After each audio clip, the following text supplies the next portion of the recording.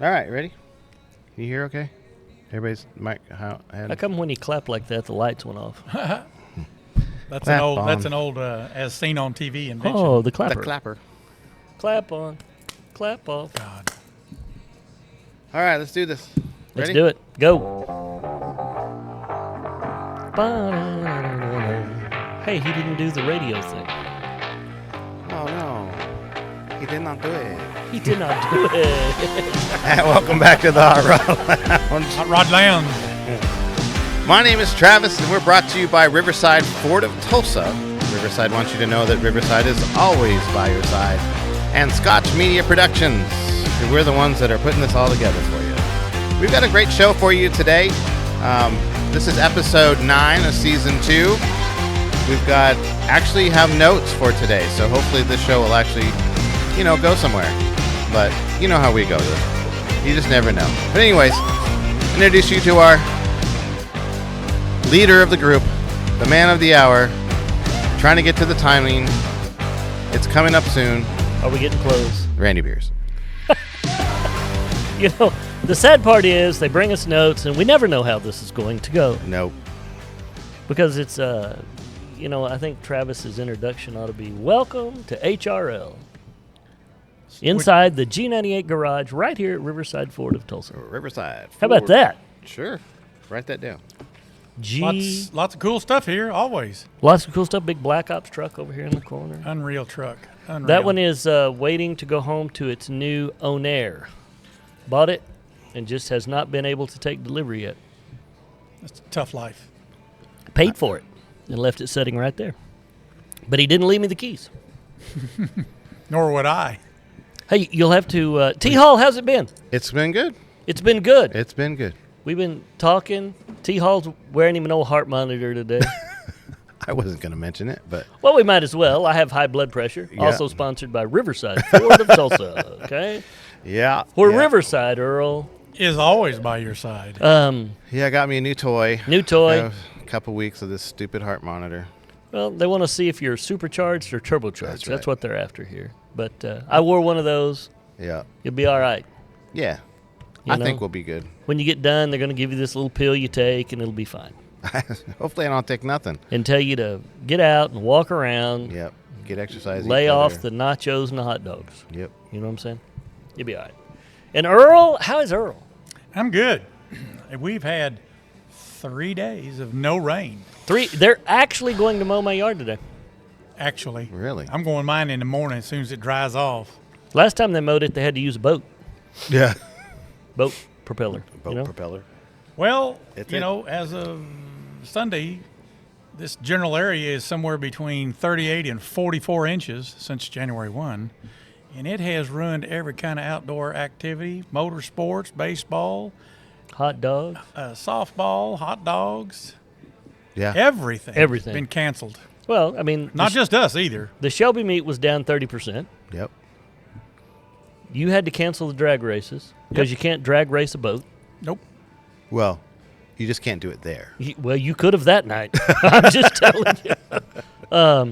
You had a big shootout at the drag strip that Don the Snake Perdome showed up, Funny car chaos. and it got canceled. Got 4 inches of rain through everybody's pits right over your shoes. 4 inches of rain in the pits is the pits. Yep. Yeah. Okay?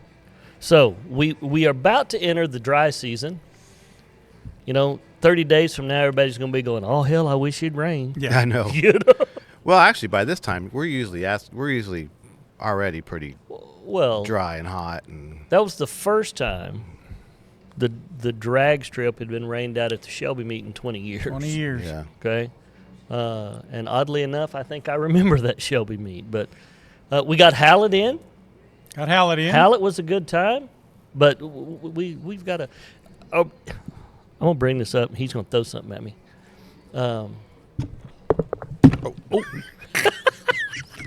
Maybe not. You notice he never played sports.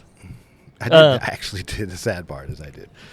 We've got to put that podcast up. Which one? Mid-America. Oh, yeah. We had some technical difficulties. I'll just tell the folks. We had some technical difficulties. One of our cameras quit. Yep. We lost 7 minutes 8 minutes. Yeah, somewhere around there. Or 10 minutes. 10 more, more like 10 more minutes. It may be like Watergate. We lost 11 minutes Right. of tape, other than on me and Earl. That's right. Okay? So you just run it, because the only thing we're missing is you and Steve, and we're missing him anyway. Okay? That's a good point. You're Steve- probably noticing that I'm the only one on camera today. Steve is out today. I think, as Cosmo Kramer said one time, that's bad chicken. It'll mess you up. Okay? Mm-hmm. Remember that one? Seinfeld? There's no, when there's pink in the middle of chicken, it's not medium rare. Medium rare chicken is a no-go, boys. Right. we had a GSM one time down here that was cooking medium rare chicken and serving it on a Saturday. So I get all about that. So we're going to put that up. Okay. No matter what it looks like, Travis says we're going to do it. All right. Okay. I'll because get it the folks want to see it. I'll get it on there. And folks, just, pardon us. It was one of them days. Travis he had heartburn or something, and it had rained. It was just one of those days that's when the board The went board out. quit working. Yeah. I couldn't figure out what was going on with the board. Earl was And in we're a bad mood, but we were all there. I mean, it was. But we had good margaritas. And it'll be all right. Yeah. Okay? Yeah. So, well, I'll get it. We'll put it up. Let's talk. I know you've got some notes. You're good. Okay? I watched something the other day that everybody needs to watch, and I didn't know it was out there until somebody told me about it. You have Amazon Prime, Earl? I do. Prime Video? I do. You do? Travis? Yes, sir. There's a show called American Thunder. Yeah. Okay? And it's the story. He's got. He's hung. Wait. You guys talk. It is the story of the 23 race season when Hendrick Motorsports took a NASCAR to Le Mans. Oh, I've seen You remember somebody when they post did that? about it, but I don't know what they were talking about. Yeah, and so what this is it's 90 minutes long. It's the documentary of how a it's not a Winston Cup car anymore, how a Cup car goes from turning left all the time to racing at Le Mans and actually finishing. Wow. Okay? And so you need to watch this because it tells the story of what drivers do you pick? What crew chief do you take? Well, Hendrick Motorsports, what crew chief you think they took? Chad Canals. Winningest Hendrick crew chief ever. Right. Okay? Hendrick Motorsports, which driver do you think one of them took? Jimmy Johnson. Jimmy Johnson. So you need to watch this. It is. Does it talk about the car, like having to retool the car? It shows the car build from the get, the car testing. They're testing at Sebring. The car catches on fire. I mean, it's.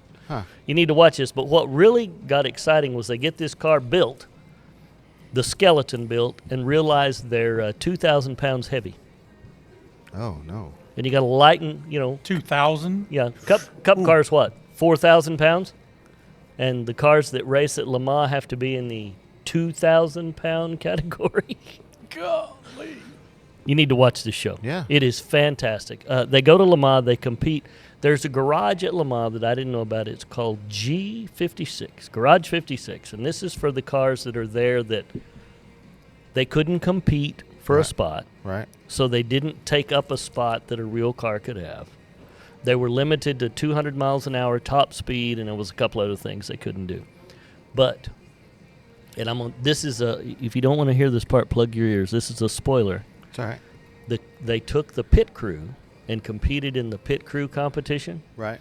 Well, all those Le Mans cars, when they want to jack them up, they plug the air hose in and they up off the ground. They got the air jacks built into them. The Hendrick crew wins the pit crew competition with a floor jack. Oh, my gosh. Really? Yeah, just like a normal NASCAR stop. Wow. They win the competition. So this dude that was the jack man, he was Jeff Leslie's height and twice as wide in the shoulders. Yeah. Okay? Which is like 6'7" and Yeah, and I mean, just right. He was jogging down pit road one day, and they've got him all mic'd, and he makes the comment, he says, that guy thought Bigfoot just ran by. But the point was they win, so when he shows up at the podium to get the trophy, Yeah. he's carrying the floor jack on his arm right here. Oh my gosh. Okay, And so those things are not. no, you need to watch this. It is absolutely amazing. American Thunder. American Thunder. Try to fit that in before the next podcast, and we'll talk about it.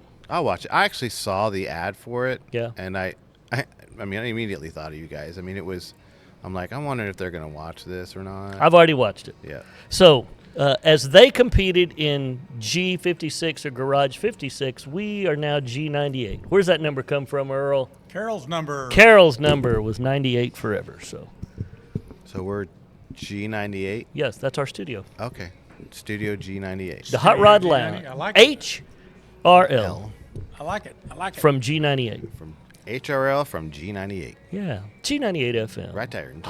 Home of rock and roll. Right here in Tulsa, Oklahoma. So, that is my. What have you got for me today? That is Earl. What you got going on? What can we talk about? Well, we were going to be at Cars and Coffee. Yes, sir. Yeah. At his summer event. Seems like every time we try to do something with him, It something rains. happens or it rains or. And it was it was raining right up through the evening, so he wouldn't have had a chance. Yeah. Right. And But I did go. Did you go? Did take the wife to 'Kay. see the movie F1. Okay. Oh, It's what'd you awesome. think? It's Is it- awesome. It's a good Jerry Bruckheimer film. Right. It's just got a lot of realism, isn't it? Because he had those guys actually get in the cars, Yeah, Brad Pitt. I read that he actually drove. drove them, Yeah. Yeah. and it's just a good, entertaining film. If you like motorsports, it's loud. It's got track drama in it. That's at every racetrack. Sure. It's got a slight little deviation for the guy gets the girl thing. It's just a little bit of that. A lot of sound. I mean, unreal sound. But it's worth watching. I saw some reviews from some other car guys that were talking, like racers, who Right. said it was pretty accurate to Yeah. what they go through races. So And what I learned in the shop, when he walks in there and there's the, two crew chiefs, a car chief, two media specialists, and 3 computer guys, there's like 119 sensors on the car. really. And they show these big screens where it all comes and how it's all, oh my gosh, it's real stuff. Wow. Oh, It's yeah. real stuff. It detects everything going on, but that's all in part of how it's tuned, how they're running. It was awesome to see those 4 computer screens, and they're not 17-inch screens. These are 36 each. Right. Yeah. 4 of them in front of the car tuner. Unreal. I can't believe I just yawned. Well, It's a good movie. I- It's worth seeing. I watched you. It's good and loud. I mean, really loud. I mean, Really? it's a Bruckheimer film. right.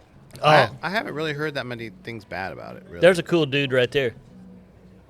Who's that? That's Cody. Cody! Hey, Randy. How are you? I'm doing good, man. Did you get the leather put in? They're getting, the AC units came in today, so they've got it right now. Cody is the brand new owner of a new 25 Mustang, and he's going to be coming out to some of the events with us. He's Abby Dobby Doo over there is putting him in some new leathers, Nice. and it's air conditioned seats. His Mustang has heated seats in the rear. Impressive. Come on. If you can sit back there. If you can you can call it a back seat. But he's a cool dude. Congrats on a new car. Sorry about that, Travis. I just seen Cody. Don't need to apologize. So, F1. Very worth going seeing. I'll have to see that. So we got to see American Thunder and F1. Did you watch it at the IMAX? I did not, but I watched it at one of those newer modern theaters, lean back, and Yeah. It was not just only Dolby surround sound. It was like 4 of them. It felt like in there. Oh yeah. No, I'd love. It was actually filmed in IMAX format. Yeah. If you want to That's see true. it at the IMAX, Yeah, that would be awesome. that would just be. It makes me a little dizzy when I go to IMAX. Does it? Yeah. I don't know if it's because I'm having to do this all the time. Yeah, but you're a little dizzy most days, so Well, kind of evens out. that's actually very true. Very cool. So Very cool. and cinnamon rolls. Can you see those? Your mother's Mama, famous the mom made baking. cinnamon rolls. Oh, and while Well, we're mentioning the mom and the dad. They just had a 60th wedding anniversary. Ooh. 60. Married to the same people, Earl. Wait. Unreal. Woo! I asked Dad, I said, how do you maintain 60 years of marriage? He said, son, it's pretty easy. He says, you always tell them you love them. You never go to bed angry. And once a week you do one of those candlelit romantic kind of dinners. Date night. He called it a candlelit romantic dinner. Okay. He said, I go on Wednesday and your mom goes on Thursday. That's a good one. Hey, there's a Ricky Q. So, do we want to start through these, Well, or we is there have- something else we want to talk about? We do have some questions, and I think a couple of these were actually pretty cool. Okay. The one that really struck me first that we've been getting is does a car story matter more than its specs? Yes. I mean, when you're looking at like I know your car, Mm-hmm. you know, it's a 2008 Eight. Mustang, but I mean, the story behind it is really what sold you, right? I bought that car just for Right. the story because I was actually looking at a Factory 5 427 coupe, right. which I thought would be cool, you know. Well, it would be cool, yeah. And then Mr. Randy, Mm-hmm. the other Randy, uttered the words, I think I'm going to sell this. And I went, because I didn't figure he'd ever sell it. And that's how I got that. But what do you think, Earl? Is the story more than the specs? The story of cars, and I've got a couple of two, maybe three friends that have some nice collections. A lot of times when you see, let's call it a middle-of-the-road car, not plain Jane, but if it has racing history, if it was owned by somebody, number two, certainly if it was a movie car like the Hawaii 5.0 car we saw out there with John Neese, Not Hawaii 5.0. I mean, Magnum Magnum PI. Yeah. 308 GTS Ferrari. Yeah, Right. that makes them really neat to the owner because you can tell the story, Right. such as Randy's car. You know, mine doesn't have a lot of history, but mine was one of 120 cars Hertz and Shelby ever made. Right. And then COVID hit, Right. done deal. You know, Hertz filed bankruptcy, the deal was over, so that makes it a little special. I don't. Well, look at Steve-O's car. Right. Okay, it is based on a movie car, Yep, Right. bullet The car Bullet. for those of you listening. and Green Bullet. we all love to sit around and, I mean, we go to the Shelby Meet for 4 days Right. and sit around and tell stories about cars. Yeah. Travis, we have a whole podcast based I on know. this question. Well, it is true, and you know the fact that he bought that car, and it's a marketing ploy really for Ford as well, Right. bringing that car back. I mean, it's really, I mean, other than I don't really know much about anything else on it that's other than it says Bullet on it. It's Right. It's a cosmetic package. Right. Okay. It's got a little boost in horsepower. It's a 5.0, Right. but I mean, back then that car was just your standard Mustang, you know, and then Steve McQueen gets in it, drives it around town, makes it famous, and the only reason why it's famous now is because Steve McQueen drove it. And the the one- story behind it. and the one McQueen drove Mm-hmm. sold for $4 million. And it was beat up, Right. bang. It'd been a daily. It had 100,000 miles on it. Yeah. Paint rubbed off to the primer. Right. Okay. And some dude went, "Oh, $4 million. I'll take it." Well, I mean, the Jerry Seinfeld one. I mean, the one he didn't sell. The one he didn't sell. But I mean, it. You know, do you think that him being Jerry Seinfeld got that price to the point where it's at? Yes. Right. Well, that was McQueen's car as well. I thought it was was it a Porsche? It was a Porsche. Yeah. It was the Porsche it was the movie car that Steve McQueen drove in Le Mans. Wow. Oh, I didn't know that. It was a movie. See. And Seinfeld bought it. Right. I don't know if there was a refurb, a story, or whatever. Right. And then 28 million wouldn't buy it, Wow. or 25, whatever it was. I think since, and I'll go back and check before the next podcast, I think I've actually read a story where he and the man that wanted it got together and brokered a deal. I think he did finally sell it. He just didn't sell it At the auction. that night at the auction, which, in my opinion, was a gimmick. Well, I would Could've been. imagine it was at Barrett Jackson, It wasn't was at Kissimmee At Kissimmee. at the Mecum auction. I'm just wondering if he didn't want to pay the fees. Well, he probably still had to pay the fees because the buyer came through that auction. Okay. Okay, but the point is, Mecum had hauled that thing to every auction for a year. Right. People bought tickets to look at it. That's true. Then they bought tickets to see it sell, and then he went, no thanks. Yeah. And then sells it on the back end. Yeah. I think it was a publicity stunt. Well, it sold him tickets. But I don't know this. Earl, I mean, this is theory. Every unique auction car that something like that happens, that's all part of good marketing, a little bit of drama. Just like we're talking about here. Why didn't he take the money? Well, because he probably didn't need the money. Because he didn't need the $28 million. Right. But it's every car has its own story. And there's one good friend of mine, he's out here in western Oklahoma. He's got a lot of stuff out there. If we could ever go out there and do a podcast, matter of fact, Mario Andretti was out there today Was he? at his shop. Way out in We could have went today. Yeah, we could have gone. Yeah. We could. And We could have left early this morning. Earl? Brent I'd- will tell you every car he's got in there, he knows the story and the history behind it. Well, You know? go back to John Neese. Same thing for John's cars. Every car in that building had a story. His story. Right. He knew the story. And all he does all day long is roam around in there and work on them cars. Well, does he still work on them? No. He- Yeah. He says he does. Well, I'm he's probably got a tainted. really good mechanic. Well, yeah. I get Actually, that. two of them. Yeah.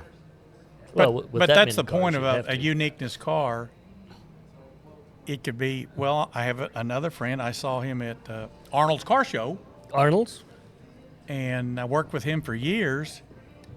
He owned that red convertible Plymouth Belvedere convertible that Miss Jane drove in the Beverly Hillbillies. Okay. He owned that movie car for 20 years. Yeah. You would walk right by it and go, it's Huh? a convertible, a 68, whatever it is, Right. you know, white interior. And I said, why do you keep that thing? What do you do with it? He goes, it's a movie car. Yeah. Miss Jane drove it. You know, they saw her, she always pulled up in front, Yep. Beverly Hillbillies in that convertible. I think he bought it for pennies. But he was a Chrysler guy. Yeah. Immediately adds value. Sure. I mean, But it's plain vanilla. I mean, Right. Randy, it's got the little dog dish hubcaps. Oh, absolutely. Well, what about, as we talk about cars with stories, what about Ron Pratt's collection that sold at Barrett Jackson? He had the Beverly Hillbillies truck, The truck yeah. okay? He had Christine from the movie. from the movie. Right. He had several cars. Now, Ron had a great collection. He had a little bit of everything. He was not one of those guys that went, I'm only going to collect Fords, I'm only going to collect. Right. Correct. I watched Barrett Jackson one night, and he's standing off the side of the auction. Looks like he's buying nachos and a beer. A Russian police boat comes up on the block, and he pays $250,000 and never turned his head and looked at it. Wow. He just bid from the nacho bar. Yeah, I'll take it. Maybe I'll maybe he put his hand up going, I need nachos, and they just thought he was bidding. Sold $7 million. Sold. That's very. But so I think, in my opinion, I prefer as they call it, the provenance of the car Yeah. over Yeah. what the car might be. Right. Well, you'd have to. I mean, honestly. Otherwise, I mean, a lot of the Mustangs are really all the same. Well, I mean, you could put stuff on it. Mm-hmm. If you did it and it was Randy just putting stuff on a car, it's just another car. right. But Carroll Shelby putting the stuff on the car, putting his signature on it, Makes a whole different right, game. it's a whole different ballgame. Yep. I agree. And when you pull the original, or when you pull the Carfax and it says the original title Right. owner was Shelby American, Well, that just kind of that ups the story just right. a little That's bit. the stamp on there. Yeah, And it's between the buyer and the owner. right. What's the buyer looking for? What's he interested in? Has he always dreamt he wanted this, and this? Or the seller says, kind of in your case with that '08 Shelby there. I've had it a long time. It just doesn't have the appeal to me. I'm going to sell it, and you were lucky enough to be close enough to grab it. Oh, I had to go through an interview process. Help yourself. I want to see it when it gets done. Okay? It should be a couple days. Okay. So Cool. Thank you. That's the point of your question. Yeah. Yeah. Well, Depends on who it is. so that kind of tie it into the next question. Okay. So, in 2025, does horsepower really still matter? And the question came up because when you have family SUVs pushing 500 horsepower, Dodge Durangos or, these high-powered cars that can really are more powerful than most cars that were 20 years ago, muscle cars. Does horsepower really matter today? When it comes to, or is it just because? I don't think as many people come through the door wanting to know what the horsepower is on the car. Right. I mean, you've sold cars. Yeah. Hey, Travis, I'm buying this F-150 and I'm doing X. What's the horsepower rating on that 5.0? Right. I can't think of the last time I had that. Now, the Mustang buyers still ask, Okay. but most of the new Mustang buyers that come through the door, or any sports car buyer, Right. they know the horsepower rating before they hit the door. Oh, yeah. This thing right here. Right. You can look up anything. And I think that the car owner this day and age Right. has more information than the car owner of years before. Sure. They do 20 hours of research before they get here. They know exactly how many horsepower that Black Ops truck has before they ever show up. Right. Um, But is that horsepower in that truck, though? I mean, I get it, probably, 725 or somewhere in that range. yeah. Call it 7. Does it, but I guess, does it matter? Because, I mean, can you It- utilize that 700 horsepower on the everyday No. road? But it mattered to that guy. No, I get it. But what I'm saying is, I think it depends on what you're buying. Right. The guy that drives in and is looking at a Ranger or a Maverick could care less how many horsepower it's got. That's not what he's buying it for. Right. Earl walks in wanting the 60th anniversary Mustang that's sitting just the other side of the showroom floor. He wants to know. Well, he already knows Right. because he's looking for certain things. We'd need TJ here to ask this one. Does the tuner crews, as they're building these tuners, are they horsepower guys? Or do they just like tuning them and hear them go, wing? Right. You know? Well, I mean, the point, too, is, electric cars. I know we don't like talking them out here, but, I mean, that they're not necessarily high horsepower, No? but they have it's get up and go. They're high torque. High They'll torque. move. Right. They will move. So and that's some of the things anymore. You can take less horsepower and give it more torque. well, my truck, Yeah. my Ranger, as an example. I mean, it's a 4-cylinder, but it does not drive like a 4-cylinder. No, and if you put the tune on it, it doesn't change the horsepower as much as it changes the torque. Yep. And the torque in that thing is It's amazing. If I step on it, it goes. My wife's 4-cylinder, you step on it, you're like, come on, go. It's a Jeep.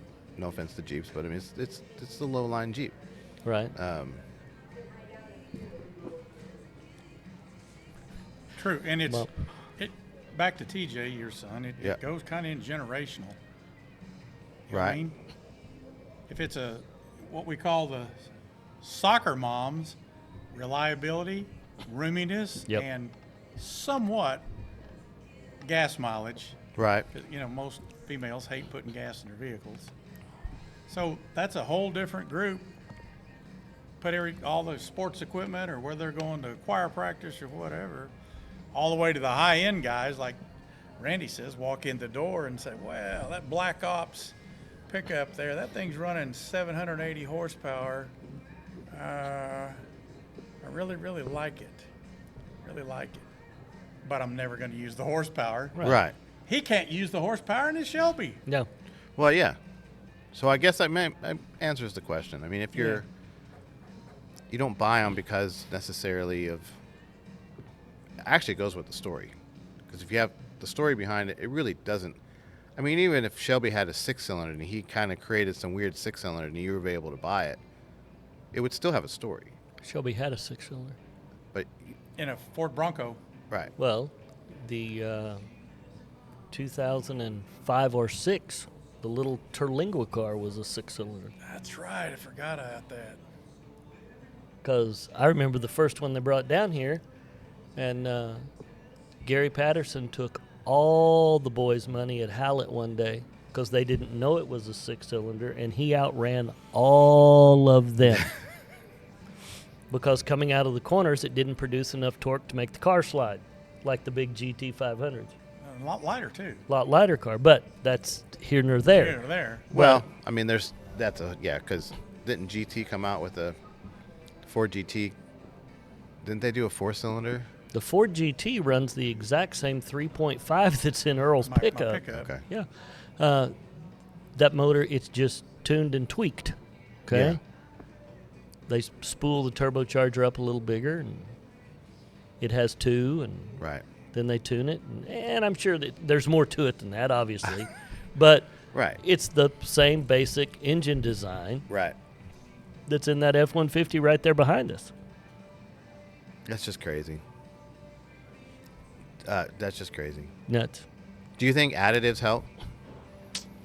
I noticed one of your question is, do fuel additives actually work? Right. Okay.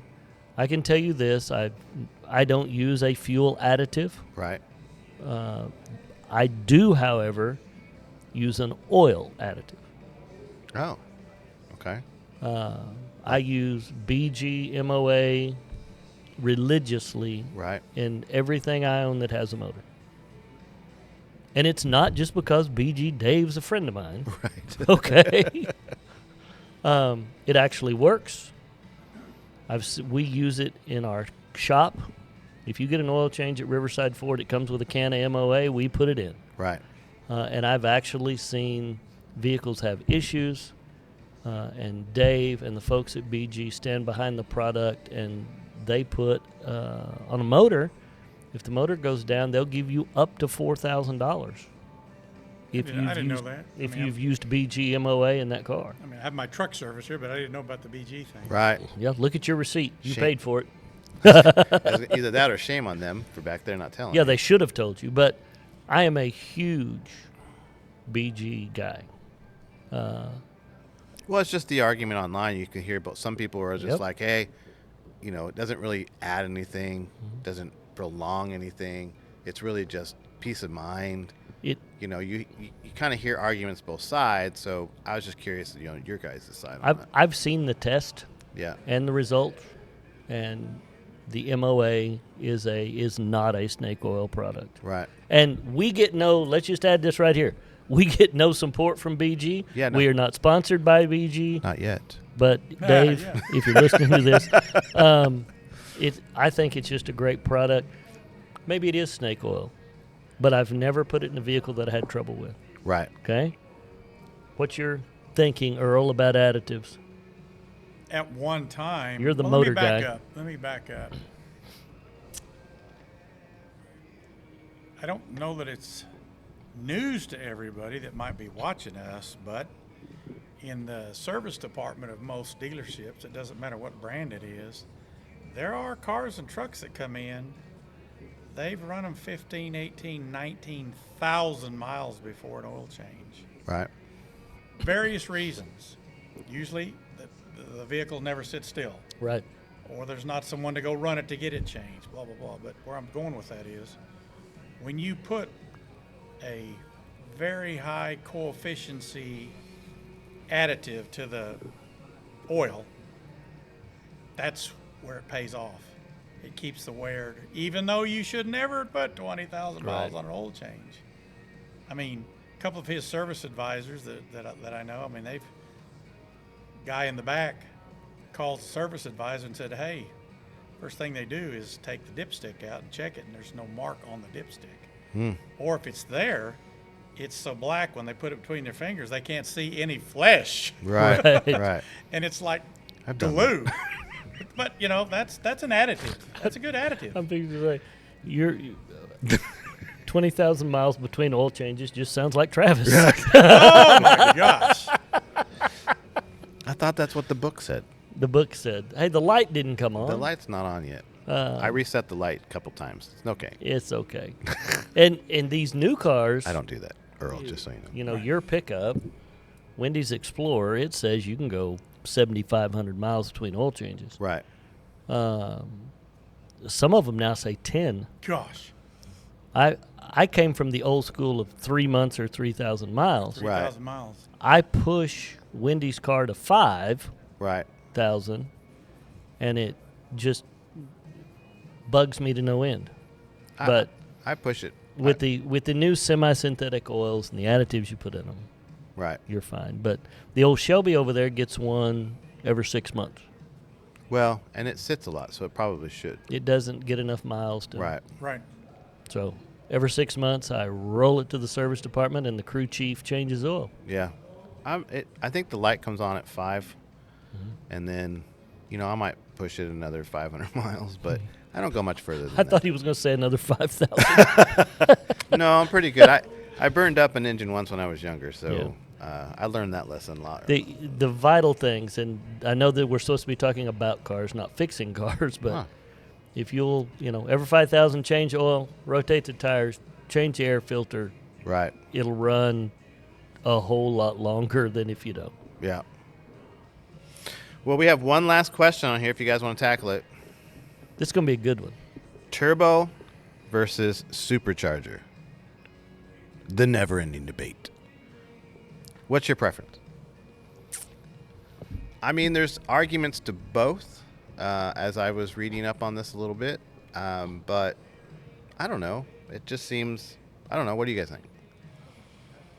They both work. They both work really They well. work really well. There's, other than that car right there sitting behind us, this GT, there are very few cars anymore that don't have a turbocharger on. Okay. Your Ranger has one.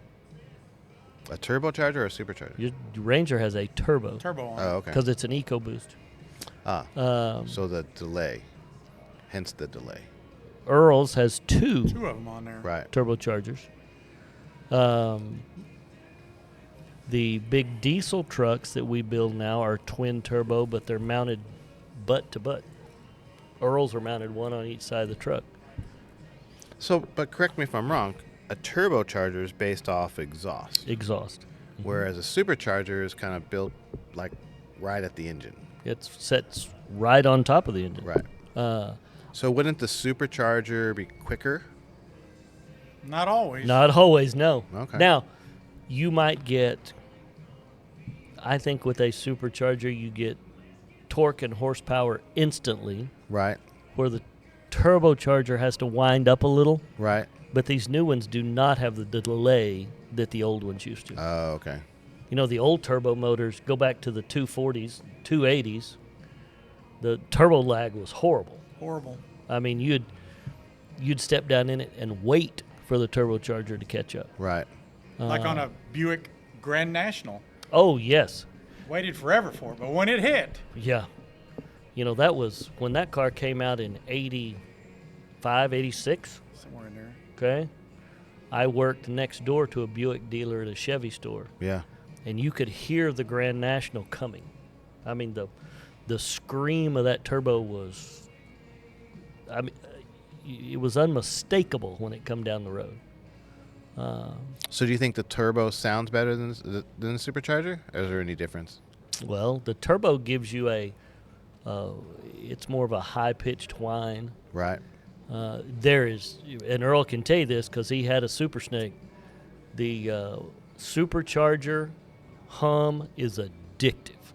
Ah. Okay, I mean when you step down in it, it is. Okay. I know we've talked about it before. I mean, it is. That's the reason my car gets 9 miles to the gallon. Yep. Right. Because I love the to hear sound. that supercharger whine. And your car guys It's an older movie. I like it. It's called I Am Legend. Yeah. But at the very first 5-6 minutes of it, when he's chasing the deer, you hear that baby going. Yeah. That wind up. You know, he's trying to shoot a deer for food. Right. Right. But first 5 minutes, you hear every bit of it. Randy's does that. Mm-hmm. Same sound. Earl's did it. It's Yeah. It's just an addictive whine. Now, performance-wise, you know, if you talk to the young guys like TJ, Right. they're going to prefer the turbo, I'm sure, because that's what most of the tuner cars run. Right. Um, Yeah, but is it because they can't put? I mean, some of those cars you really can't put a supercharger, can you? Or can you put it on any car? The guy, and I think you know him. He's a tuner guy, but he runs a Focus ST. Mm-hmm. He's got it tuned. It is a factory motor with a big old. It came with the turbo on it. Mm-hmm. 1190s in a quarter mile. Ooh. Out of a Focus. On a 4-cylinder turbo. Front wheel drive. You don't see many. I don't think I've ever seen a 4-cylinder car with a supercharger on it. No. Now, does that mean there's not one? No. It just means I've never seen Right. it. It just looks like they're built like to the engine. Mm-hmm. So going to those old, you know, Nissans or whatever, if they didn't have anything like that, I mean, a turbo would be the only option. Well, a turbo, I think, would be, well, and I was going to say an easier install, but we put superchargers on cars here in, you know, a day and a half. Just bolt on. Ford Performance. Bolt on. Ford Wow. Performance right back here in the shop. Blakely, you bring your new 5.0 Mustang in at 500 horse, and we give her back to you about 750. That's probably a conversation to have on another podcast, because I've noticed, and I don't want to get too far into it, but we visited the collision center down in Dallas, Uh-huh. and he was showing us the specs on cars and how they fix fenders and stuff. And these manufacturers actually have diagrams of sections of the engine, of the paneling, all these things that you can just get, and they sell them just as sections, you know, just as paneling. It was actually quite interesting how that worked. So Right. we'll get into that another Well, time. what we ought to do one Tuesday, is grab young Blakely out of the shop. Yeah. Blakely installs superchargers. Okay. Okay. He also works on turbochargers on the diesels. Right. Okay. But he owns a BMW drift racer. I do. Oh, my goodness. That's cool. So that would be an interesting conversation. It'd just be a hoot He could conversation. be a guest. And we could talk to him about turbo, Yeah. supercharger, additive, Yeah. and he's 25, 24. We should have gone and grabbed him today. Well, we want to give him plenty of time, because if not, he's going to come up here and look like he's been rolling around on the floor. Because he has. But that's okay. It's part of our show, right? But it's part of the vibe. and at this time of year, you might want him to shower first, because that shop's not air conditioned. Ugh. That's true. You know what I'm saying? But I think that would be a great, He'd be a good guest. good guest. Last thing, and then we'll go. Yep. From the Shelby Meet, you know, we had Alf's M1 BMW over there. Shortly after that, our shop, they won a prize, whatever it was, and they took them to JRP, which is Alf's little racetrack over here. In west side of town. And that's where that car lives. 3 miles that way. Wow. And the guy that owns the track and 2 other guys have raced Le Mans in that M1 BMW. Really? Yeah. Well, that car's got history. Wow. Now, there's a car that the story is probably more valuable than the car. Yeah, yeah. Yeah. Of course, I say that. We looked at that car. It's all race car. It's ready to go. Yeah. But we'll get Blakely. We'll try to get Blakely up here in the next show or two Okay. Cool. and see what we can do. Sounds cool. Okay? Are we ready to get out of here? We're ready. I think we're ready. Well, Travis Hall, for all of us at HRL and G98, G98. G98, G98. we're going to get out of here. So, Earl, Travis, Steve McQueen, Yep. We miss you. We miss you. I'm Randy Pierce. I'll see you down the road.